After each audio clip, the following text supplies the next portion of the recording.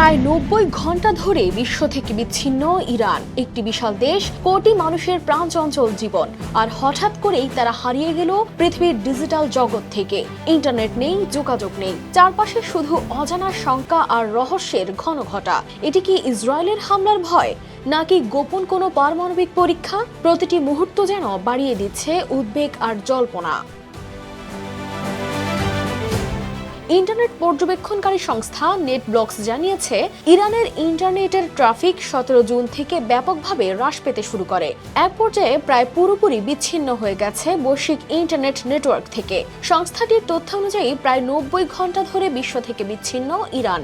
এমন ঘটনা ২০১৯ সালের পর এই প্রথম। ওই বছরও এত দীর্ঘ সময় ধরে একযোগে পুরো দেশ কার্যত নীরব হয়ে যায়নি। এমনকি হিজাব ইস্যুতে মাহসা আমিনের মৃত্যুকে ঘিরে ২০২২ সালের উত্তাল প্রতিবাদের সময়ও ইন্টারনেট এতটা বন্ধ করা হয়নি। ইরান ইতিহাসে সাধারণত ইন্টারনেট বন্ধ করে দেশের ভিতরে কোনো অস্থিরতা বা প্রতিবাদ সামাল দিতে।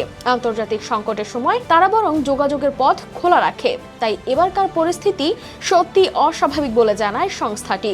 তবে নেদারল্যান্ডসের আমস্টারডাম ভিত্তিক রেডিও জামানে ইরানের বাইরে থাকা সাংবাদিকদের দেওয়া তথ্য অনুযায়ী এই সময় প্রায় ৬৭ ঘন্টা। কারণ এই গণমাধ্যম ইন্টারনেট সম্পূর্ণ বিচ্ছিন্ন হওয়ার পর থেকে সময় গণনা করেছে।